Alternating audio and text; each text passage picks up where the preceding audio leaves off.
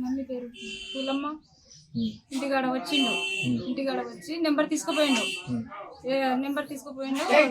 వేరే వాళ్ళకి పెళ్లి చేసుకున్నా అని చెప్పిన. అయితే వేరే వాళ్ళకి పెళ్లి చేయకు, నేనే చేసుకుంటా అని చెప్పిండు. చెప్పి నేను మాట నమ్మి ఎవరికి చేయలే.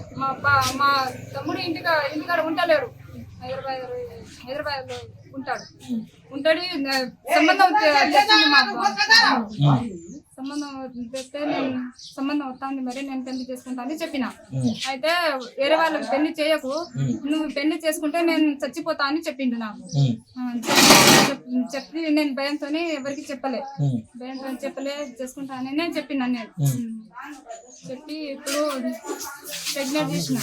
ప్రెగ్నెంట్ అయినా 3 నెలలు ప్రెగ్నెంట్ అయ్యి గోళీ ఇచ్చిండు. గోళీ ఇచ్చి ఇప్పుడు వద్దా అంటాను. పెళ్లి కావాలి నాకు, చచ్చిన బతికినా వాంతోనే ఉంటా. పిటిషన్ ఇచ్చిన నెల రోజులైంది. పిటిషన్ ఇచ్చినా పట్టింది చెప్పలేదు. ఇప్పుడు వద్దా అంటాను. నేను ఎక్కడ పోవాలి, నేను ఎక్కడ పైసలు 25,000 ఇచ్చిన, బట్టలు కొనుక్కున్నా. బట్టలు ఇచ్చిన, పైసలు ఇచ్చిన, బట్టలు కూడా కొనుక్కున్నా. ఈ విషయం మీ తల్లిదండ్రులకు చెప్పలే సార్, ఎవ్వరికి చెప్పలే, భయంతోనే చెప్పలే నేను. అంటే గత నెల రోజుల కాంచి పోలీసు వాళ్ళకి మీరు పిటిషన్ ఇచ్చిందంట.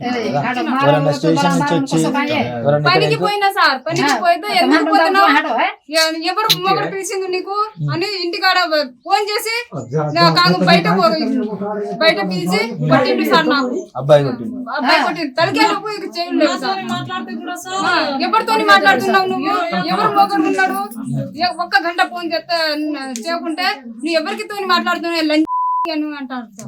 నీకేం కావాలనుకుంటాను మరి? పెళ్ళే కావాలి సార్. అబ్బాయినే వచ్చిన బతికిన ఎక్కడనే ఉంటుంది.